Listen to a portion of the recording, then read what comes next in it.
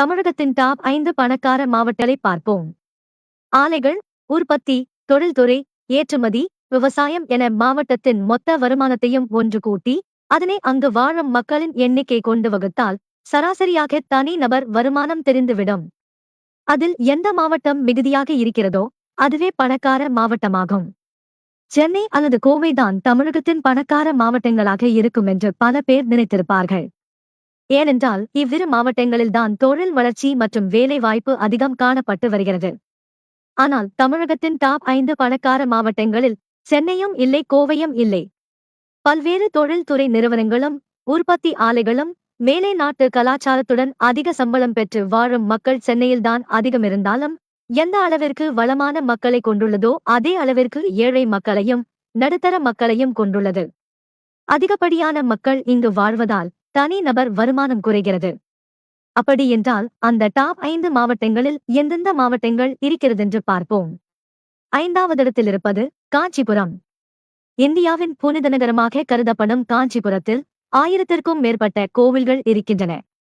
மெதுவாக அது ஒரு சாதகமான வணிக தலமாகவும் மாறி வருகிறது. விவசாயம் மற்றும் பட்டுத் தொழில் துறைகள் காஞ்சிபுரத்தின் பொருளாதாரத்திற்கு முக்கிய பங்களிக்கின்றன. மேலும் சுற்றுலாத்துறையும் காஞ்சிபுரத்தின் பொருளாதாரத்திற்கு மற்றொரு முக்கிய பங்களிக்கின்றது. காஞ்சிபுரத்தின் தனிநபர் வருமானம் ரூபாய் 70,667 உள்ளது. 4வது இடத்தில் இருப்பது விருதுநகர் மாவட்டம். தமிழகத்தின் வறட்சியான மாவட்டங்களில் ஒன்றாக கருதப்படும் விருதுநகர் மாவட்டம் பணக்கார மாவட்டங்களில் சென்னையை பின்னுக்கு தள்ளி 4வது இடத்தில் இருப்பது பல பேருக்கு ஆச்சரியமாக இருக்கலாம்.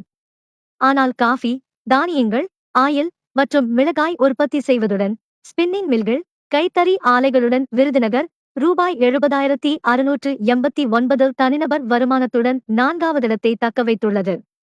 3வது இடத்தில் இருப்பது திருவள்ளூர் மாவட்டம்.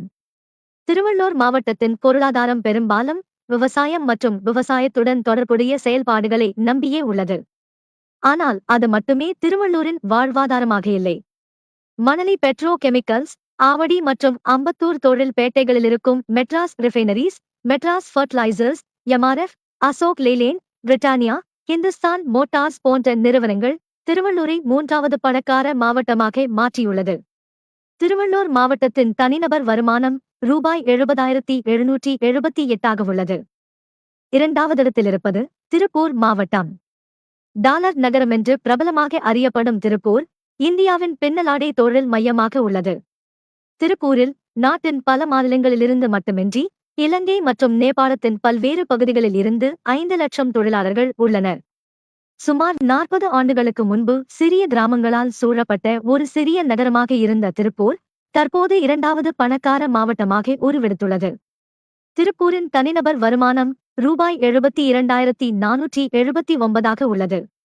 1வது இடத்தில் இருப்பது கன்னியாகுமரி மாவட்டம். கன்னியாகுமரி மாவட்டத்தில் வாழும் மக்கள் மற்ற மாவட்டங்களை விட அதிக வசதியாக வாழ்கின்றனர்.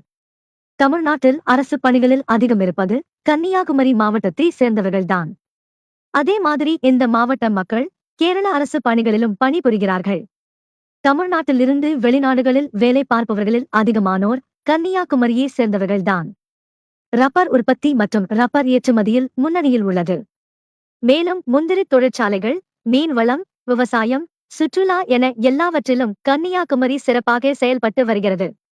கன்னியாகுமரியின் தனிநபர் வருமானம் ரூபாய் 81,094 உள்ளது.